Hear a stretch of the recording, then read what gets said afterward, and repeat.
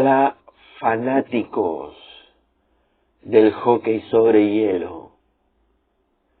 Les habla Delirious Pain, rey del dolor, quinta espada de los pueblos explotados, Dios creador del pensamiento deliriano, reencarnación de Apolo, Febo, dios de Logos y protector de la tierra. Y hoy les traigo un episodio intitulado La ética teológica de Karl Marx. Como ustedes saben, Karl Marx, el filósofo, economista alemán, era un teólogo de la patada. Tan buen teólogo era,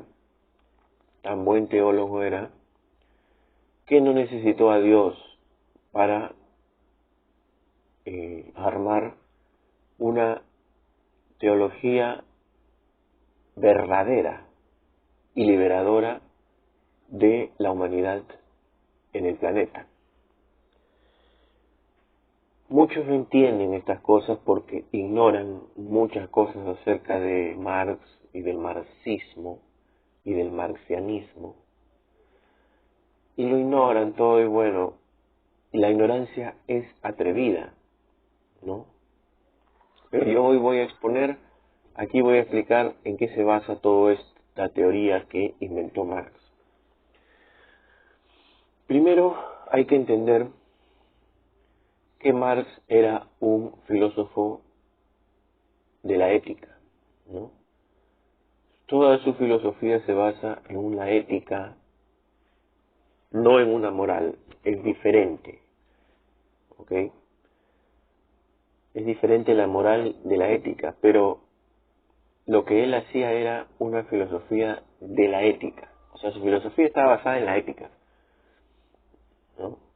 Pero para llegar a basar su filosofía en la ética, obviamente tenía que basar su filosofía en la defensa de la vida. ¿De qué vida? Bueno, de la vida humana, porque solamente hay ética para la vida humana, ¿no? No hay ética de los animales, ¿no? Dense cuenta ustedes de que hay una ética para animales, por decir, no, ¿cómo vas a maltratar a un animalito? No lo puedes torturar a un animal, por ejemplo, ¿no? Eso es antiético, dirán, antimoral también. Pero dense cuenta de que eso es para el humano, ¿no? O sea, no se van a reunir 20, 25 animales y van a decidir qué es ético para ellos. No, es para el humano siempre. Bueno, entonces, hoy voy a explicar. Miren, todo parte de las famosas frases de Marx, la crítica al capitalismo y la crítica a la teología. ¿Por qué va a decir eso? Lo que pasa es que Marx defendía la vida humana, ¿cierto? Pero ¿qué pasa con la vida humana? Muchas personas, por ejemplo, creen, ¿no?, que el marxismo se basa en esto, ¿no? Proletario por un lado y por el otro está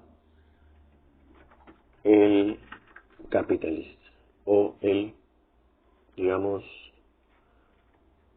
el proletario y el burgués, ¿no? El proletario y el burgués. Pero ¿qué pasa? Que esto ya está subsumido ¿en dónde? En el capitalismo. Entonces la subsunción en el marxismo es la palabra clave, que muchos no entienden. Todo el que no entiende esto lo ignora todo esto, ¿no? La subsunción es la palabra clave en el capitalismo, que significa que el capitalismo va a tomar al pobre y lo va a poner en un sistema económico como proletariado, y va a tomar al rico y lo va a poner en un sistema económico como burgués. Entonces resulta que antes de entrar al sistema capitalista hay algo antes, ¿no? Hay algo antes, pues. ¿Qué hay? Entonces resulta que antes del proletariado y antes del burgués tiene que haber algo. ¿Por qué? Porque esto ya está subsumido en un sistema, ¿no? El proletario y el burgués es una determinación de un sistema. Miren bien, ¿eh? Esto es todo lenguaje marxista o lenguaje marxiano, ¿no? Es lenguaje marxista, en verdad. El proletario y el burgués ya es una determinación de un sistema. ¿Por qué es una determinación? Porque está determinado, pues. Proletario no puede ser burgués. Si el proletario pasa al burgués, entonces ya es burgués, ya no es proletario. Te dirán, pero qué tonto, qué tontería estás hablando. O sea, obviamente, pues, ¿no? Claro, obviamente, pero no lo entiendes, pues. Por eso te estoy diciendo, proletario es una determinación. ¿Qué significa determinación? Que tiene términos. O sea, si se hace rico, hay un tope, hay un término. De término es término, pues terminó ahí, ¿no? Entonces, proletario, sí, es decir, se hace rico, pasa el término y ya no es proletario, ya es burgués. Ya dejó. ¿Por qué? Porque está determinado, hay un término, hasta acá nomás puede llegar. Si pasas, ya no eres, ya es otra cosa. ¿Ok? Entonces, antes de esto hay otro, hay algo, pues, porque esto ya está subsumido. Sácale la subsunción del capitalismo y ¿qué tienes en proletario? Un desposeído. Sácale la subsunción al burgués y ¿qué tienes? Un propietario. Ahora vamos a hacer el experimento mental. Vamos a subsumir esto en el anterior al capitalismo, que es el sistema feudal, feudalismo, por ejemplo, ¿no? Hay muchos que no entienden qué cosa es. Y lo vamos a subsumir ahora en el feudalismo. Y vamos a decir, ya no puede ser proletario en el feudalismo, pues, ¿no? El desposeído, ¿qué pasa a ser? Pasa a ser un siervo de la gleba, o siervo de la espada, ¿no? ¿Y qué pasa a ser el burgués? Un feudal. No el burguesa, sino el propietario. Y esto está subsumido, pues. Ahora ya no en el sistema capitalista, sino en el feudalista. En el feudalista el desposeído es un siervo y el propietario es un feudal. Y así podemos hacerlo con todos los sistemas. Podemos ir al sistema esclavista y subsumirlo, el desposeído en el sistema esclavista, ¿qué sería? Esclavo. Y el propietario en el sistema esclavista, ¿qué sería? El dueño, ¿no? Y así podemos ir a todos los sistemas. Entonces, ¿dónde está la falsedad de esos que se creen marxistas, ¿no? Está aquí, en que los que se creen marxistas, ¿no? Dicen, no, lucha de clases. Entonces siempre ha habido una clase proletaria y una clase burguesa. Mentira, no siempre, eso está subsumido en el sistema capitalista, es hablar un error, ¿no? Siempre ha habido pobres y ricos. Ah, pero escucha, eso es antes. Claro, antes del desposeído había pobre, ¿no? Y el propietario, el rico, antes de ser propietario. ¿Por qué?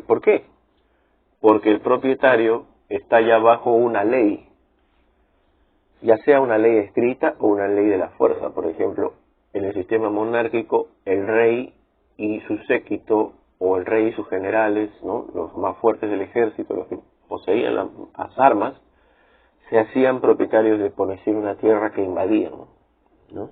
Y yo me nombro rey de esta tierra, bla.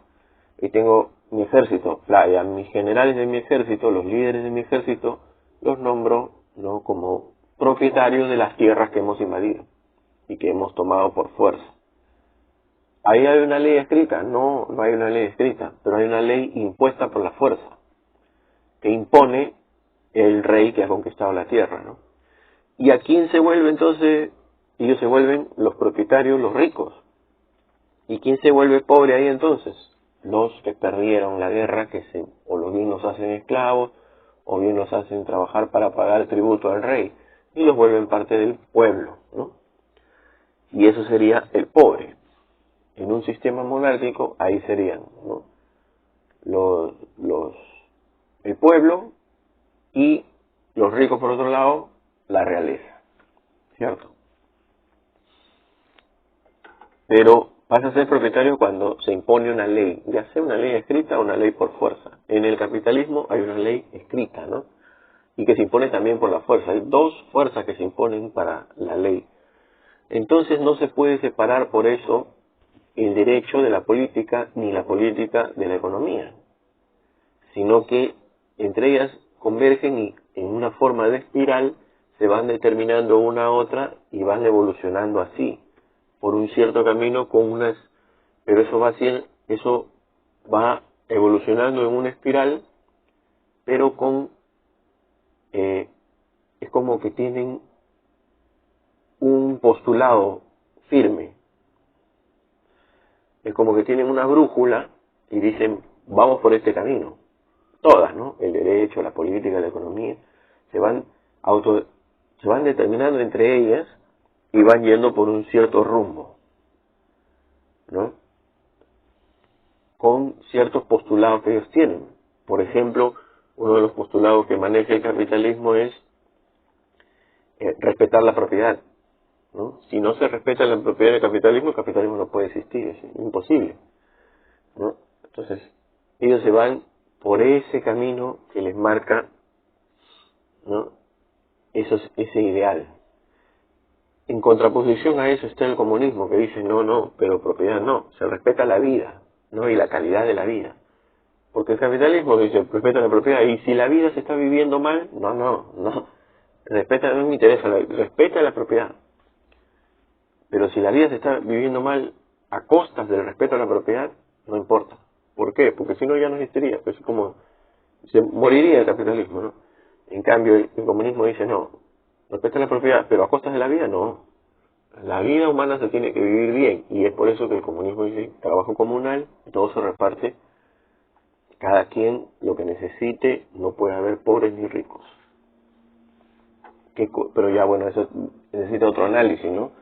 Por ejemplo, ¿por qué hay pobres y ricos? Bueno, porque hay robo en el plusvalor. Pues eso ya no se puede explicar ahorita. Bueno, entonces, subsumido y todo esto, ¿no? Entonces, ¿dónde entra aquí la teología? La teología entra cuando se va a proponer un nuevo rumbo, un nuevo postulado, un nuevo ideal que propone el marxismo. Por eso el marxismo es ideal. ¿Qué propone la idealidad del marxismo? Que se respete antes que nada la calidad de la vida. La vida. ¿Y por qué es teológico? Porque es una ética teológica. Porque es una ética que defiende la vida humana. Porque te dice, en el capitalismo la vida humana está siendo robada por intermedio de la plusvalía, ¿no? Porque el capitalismo, ¿qué es? Es un sistema que hace valorizar el valor, pero para valorizar el valor lo que necesita es robar vida. Si te robo vida, estoy pecando, ¿no? Y esto lo podemos poner en cualquier tema teológico. Por ejemplo, Occidente. Y ahí podemos ir a cualquiera. Ahora vamos a ver. Por ejemplo, Occidente. ¿Cuál es el pecado original de Occidente? ¿No? Porque la Iglesia tiene un solo pecado original. La Iglesia católica, la Iglesia protestante, la Iglesia calvinista, la Iglesia cualquier iglesia, de los evangélicos, testigos de Jehová, el libro de Mormón, los mormones, los calvinistas, los protestantes, todas las iglesias de Occidente, cristianas, Antiguo y Nuevo Testamento. ¿Cuál es el pecado original? En un principio Dios creó los cielos y la tierra, creó al hombre y le dijo al hombre, ¿no? Adán, tú no puedes comer la manzana, porque el fruto de este árbol, que es la manzana, sería un pecado y te jodiste. Bueno, dice Adán, ya no voy a comer, ¿no? ¿Y cuál es el pecado original? Desobedecer a Dios, ¿no? Adán y Eva, desobedecen a Dios y comen el fruto prohibido, ¿cierto? Es el pecado original del cual empieza todo un molondrón, problemón, y por eso hoy tenemos hambre, dolor, sufrimiento y todas las cosas, ¿no? Bien, pero el pecado original fue la desobediencia a Dios. Pero uno dice, ¿no? ¿Pero qué tiene que ver? O sea, ¿lo puede desobedecer? No, pero es Dios. ¿Pero qué tiene que ser Dios? Es que Él te dio la vida. Dios le dio la vida a Adán. O sea, Adán sería nada sin Dios, ¿no? Sería sin barro, ¿no? Porque la leyenda dice, el mito dice, Dios agarró un poco de barro, lo hizo así en forma de hombre, sopló, y salió tremendo hombrón, ¿no? Ya, Él te dio la vida. Y a Eva, bueno, le sacó una costilla y hizo la mujer. Y también le dio la vida a Eva, pero primero se la dio al hombre, a Adán, ¿no? Y Adán fue el que pecó. Porque la serpiente engañó a la mujer y la mujer le dijo, Adán, yo ya comí, come tú, no pasa nada. O sea, si la mujer comía, no pasa nada, porque la mujer, o sea, le sacó, la mujer es una creación de una creación, ¿no? Lo importante era que coma Adán. Pero, ¿por qué? Porque la mujer ya había comido, pecó, no importa la mujer, lo que importa es el hombre, ¿no? En ese mito. Entonces come Adán y viene Dios y le dice, has pecado. Pero, ¿cuál es el pecado? Desobedecer al que te dio la vida. En ese momento, según el mito, hombres vivos habían hombres vivos había uno, Adán. Humanos vivos habían dos, Adán y Eva. Vieron que en el mito no importa mucho Eva, ¿no? Porque Dios no se molesta porque Eva, bueno, también, pero más molesto estaba porque Adán había comido la manzana, ¿no? Y ahí fue cuando explota todo, ¿no? Porque Adán podría haber dicho, no, yo no desobedezco a Dios, y la mujer quedaba maldita, y él quedaba bien, ¿no? Pero desobedeció, o sea, le obedeció a la mujer y luego le echó la culpa a la mujer, bueno. Pero el tema es que desobedeció al que le dio la vida. ¿Saben cuál es el problema? Que el único hombre vivo era Adán, ¿cierto? Si en el mito la mujer era considerada un ser humano, bueno, eso es una discusión aparte, ¿no? Porque podríamos discutir qué pasaba si Adán no le hacía caso a Eva quedaba maldita y el hombre quedaba solo, pero porque en realidad el hombre es el primer hombre, ¿no? Bueno, pero digamos que ya viene Dios y dice, has desobedecido, pero has desobedecido al que te dio la vida. Desobedecer al que te dio porque él era el único hombre vivo, ¿no? Adán era el único hombre vivo. O sea, ¿cómo podría Adán faltar contra la vida? Faltar contra él mismo, pues, porque él es el único vivo. Adán malora la vida humana, pecando, ¿no? Corrompiendo la vida humana, en general. ¿Pero qué era la vida humana en general en ese momento? Él, porque es el único hombre vivo, ¿no? Corrompió la vida. ¿Cómo la corrompió? Bueno, en el pecado original judeo-cristiano, o en el pecado original bíblico, de religión de Occidente, religión judeo-cristiana, la corrompe desobedeciendo al que le dio la vida, ¿cierto? Por una pelotudez. O sea, ¿qué de malo puede tener comer una fruta, no? El comer la fruta no era el pecado era la desobediencia, corrupción de la vida. Y entonces, ¿qué cosa es en un sistema social corromper la vida? Desobedecer al que te dio la vida, pero si no se cree en Dios, la vida no es dada por Dios, es dada por una evolución de la naturaleza. O sea, es la naturaleza la que te da la vida, ¿no?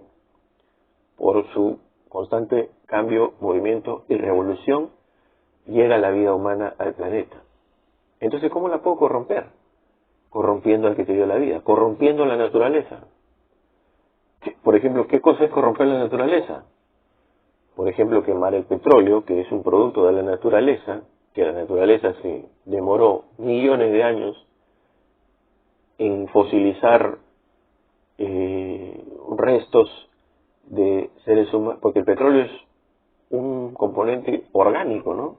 Que ha sido, se dice que son los dinosaurios que quedaron enterrados ahí y con el tiempo se hicieron petróleo, pero es un componente orgánico creado a través de los siglos, millones de años por la naturaleza, ¿no? Y hoy lo estamos quemando. En 100 años ya prácticamente todo lo que la naturaleza se demoró millones y millones de años en hacer, en 100 años nomás ya casi se está acabando ya, ¿no? Entonces es una cosa impresionante de corrupción de la naturaleza, ¿no? Estás matando la vida. ¿Y qué más? ¿Qué es matar la vida? Robarte la vida, ¿no?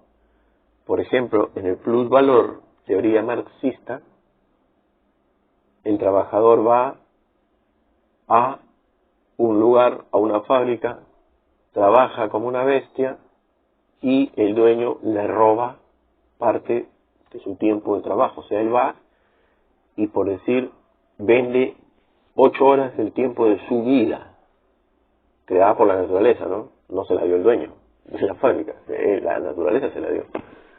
De su vida, 8 horas en un día. Se la da al dueño de la fábrica. El dueño de la fábrica no le paga las 8 horas, porque si no, no resulta. Tiene que sacar plusvalor. Le paga 2 y se agarra 6. Los 6 son, le dicen, no, estas son utilidades, así tiene que crecer el capital, pues esa es la ley. Y a él le paga sus 2 horas y le roba 6. Ese robo de tiempo de vida es el pecado original para Marx. ¿Por qué? Porque estás robando vida, la estás corrompiendo, pues, ¿no? La estás corrompiendo, te estás adueñando de un producto de la naturaleza que no te pertenece, estás agarrando una propiedad que no te pertenece en el capitalismo, y todo eso se llama un sistema antiético. Por eso es que el capitalismo es antiético. No puede ser visto con ética por ningún lado. ¿Por qué? Porque estás robando vida. Esa es la ética del capitalismo, esa es la antiética, mejor dicho, del capitalismo que señala Marx, ¿no? Sin embargo, en el país que estoy, Perú, hay muchas personas que dicen eso no existe, ¿no? Ahí está el levitismo valjorniano, está el estacismo, está el jaimitismo, y bueno, por último también están el liberalismo, el libertarismo, y bueno, ¿no? Ahí hay un montón, ¿no? Los liberales, los libertarios, los anarcocapitalistas, hay un montón de estúpidos que no entienden todo esto, y bueno, el que no sabe todo esto lo ignora todo esto, ¿no? Y incluso dicen, bueno, usted está hablando, no está hablando cualquier cosa, eso no existe, ¿no? ¿Por qué? Porque son ignorantes. Entonces, es por eso que yo he retado a todo el mundo que quiera rebatir esto, ¿no? Porque no lo voy a rebatir así, tiene que ser llamo a cualquiera que, si tú estás en contra de esto o dices, estoy hablando cualquier cosa, ven al debate y ahí vamos a ver quién es el que está equivocado y también vamos a ver quién es el que está en lo cierto. La entrada a la boca del lobo es gratis. La salida, ya veremos, ¿no? Pueden mandar súbditos, algún representante, o pueden venir los cabezas, los los meros jefes de las 5 familias, no importa, venga cualquiera y va a ser totalmente destruido y humillado en el debate, ¿no? ¿Por qué? Porque esto es verdad y todo lo que ellos dicen es mentira, ¿no? Bueno,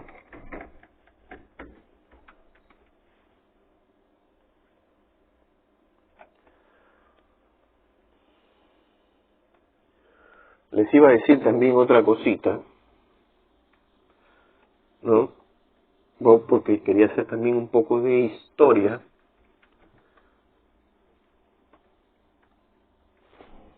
Porque hay mucha gente que ignora todo esto también. Se creen filósofos y al final son nada, ¿no? Adam Smith, el más idiota de todos los economistas,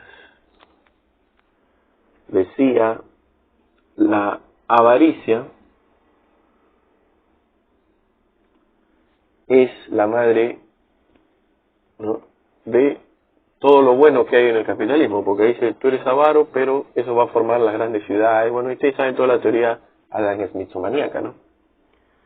Luego de él viene Hume, pero ya viene más acá. ¿Por qué?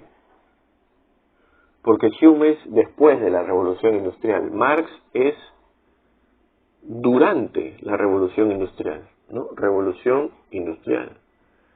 Antes y después es Hume. Y Hume va a decir, momentito, ¿no? Él va a tener una teoría así. Está el avaro, que decía Adam Smith, que es la fuente de la riqueza y es la fuente de la riqueza de las naciones, ¿no? Porque los vicios privados son las virtudes públicas, ¿no? Entonces, la avaricia, que es un vicio privado, ¿no?, hacía posible una virtud pública, que es, si cada quien es avaro y cada quien va y quiere competir contra otro avaro, al final crean grandes ciudades, crean grandes campos en los que la gente puede ir a trabajar y también por su avaricia también hacen crecer y todo el mundo crece debido a las avaricias personales, ¿no? Pero encima de decir, este avaro, que en el sistema feudal era el dueño de todo el feudo, no el dueño, sino el feudal, que es el que gestiona todo el feudo, no es el dueño, ¿no?, es otro tipo de propiedad. Entonces, para pasar al capitalismo, es el Hume, ¿qué se hizo? Bueno, se dijo, mira, acá habían un siervo, y otro siervo, y otro siervo, otro siervo, otro siervo, otro siervo, otro siervo. Son siervos de el feudal, que es el avaro. Entonces se dice, no, pero esto está mal, porque hay muchos siervos que son infelices trabajando para un feudal que también es infeliz porque no se puede largar de su feudo. Entonces si se va, sería otro siervo de otro feudo, ¿no? Entonces está mal. Entonces dice, ¿qué vamos a hacer? Vamos a hacer que cada siervo pueda tener su propia propiedad. Su propia propiedad. Y así la propiedad del feudal ya va a ser, no es propiedad, en verdad, y cada día va a tener más chiquito así, y va a ser uno más de los siervos, y así cada quien va a poder competir en igualdad de condiciones, seguramente, ¿no? Entonces va a decir, y así, ¿no?, es como se crea después, viene la revolución industrial y el capitalismo. ¿Por qué? Porque aquí ya cada quien tiene su parte de propiedad, son propiedades chiquitas, yo tengo mi propiedad, tiqui, tiqui, tiqui, tiqui, y vamos compitiendo en un mercado, ¿no? Entonces yo tengo mi propiedad pequeña, yo fabrico ropa, y el otro tiene una propiedad que hace hace crecer maíz en su campito chiquito, ya. El otro, ¿qué tiene? No, el otro tiene una pequeña fábrica de cuero, ya. El otro, ¿qué tiene? El otro tiene una fábrica de tabaco. Ah, ya, el otro tiene una carpintería, ya. El otro tiene un taller mecánico que hace aparatos de electricidad, ya. Entonces van haciendo así, tiqui, tiqui, y cada quien va compitiendo, ¿no? Puede haber que dos que sean, no, tiene un campo en el que cría ganado, el otro también tiene un campo en el que cría ganado. Bueno, vamos a ver quién cría mejor su ganado, No, este lo tiene las vacas flacas, al final no le pagan bien por sus vacas y este las tiene bien porque las pastorea bien, entonces este va a triunfar sobre el otro, ¿no? Y así va la competencia. Pero ¿qué pasa aquí? Que no todos van a poder tener propiedad, o sea, van a haber personas que van a ser desposeídas. A estas personas que van a ser desposeídas luego en el sistema capitalista, ellos, que son la propiedad que van a competir y van a crecer con la competencia, derrotando a otros, ¿no? Estos van a ser los proletarios y los propietarios que antes eran siervos, pero que se les dio propiedad para que puedan crecer, pasan a ser los burgueses. Entonces hay burgueses y proletarios, y así viene después del sistema feudal el sistema capitalista. Pero esto nunca se planeó, esto fue haciéndose con el tiempo así, ¿no? No se puede planear un sistema social, ¿no? Por eso el comunismo no se puede plantear, decir, a ver, este es el manual, no, no existe eso. Y al que te diga eso, este es un total ignorante, ¿no? Eso no está en la luna, está por el diablo. Entonces, así vienen. Estos ya pasan a ser los burgueses, ya no son siervos, sino burgueses, y pasan a competir entre burgueses, ¿no? Un burgués no va a competir contra un desposeído. El dueño del banco no va, el dueño de la fábrica de zapatos no va a competir contra sus trabajadores, ¿no? No, compite contra otros dueños de otra fábrica. Y estos son los proletarios, los proles, ¿no? Los proles. Y así se forma el sistema ya capitalista. ¿Basado en qué? En robo. En el sistema feudal, el feudal le robaba a los siervos. En el sistema capitalista es el burgués el que le roba al proletario. ¿Cómo se elimina esto? Poniendo un alto aquí. Eliminando, porque aquí la propiedad era una cosa, acá es otra cosa, ¿no? Es de propiedad privada ya. En el feudalismo no era propiedad privada, era propiedad feudal. El lord feudal, el señor feudal era parte del feudo, no era un propietario del feudo. En el capitalismo sí, el propietario es propietario y él puede hacer con su propiedad lo que quiera. Entonces, ¿qué cambió aquí? El concepto de la propiedad. ¿Ok? Eso es lo que cambia. Para cambiar el sistema, el concepto de la propiedad. Entonces, ¿qué hay que hacer para llegar al comunismo? ¿Escribir un manual? No, idiota. El concepto de propiedad tiene que cambiar. Ya no en propiedad privada, sino en propiedad comunitaria. ¿Qué significa eso? Que el usufructo de la propiedad ya pasa a ser comunitaria y no privada.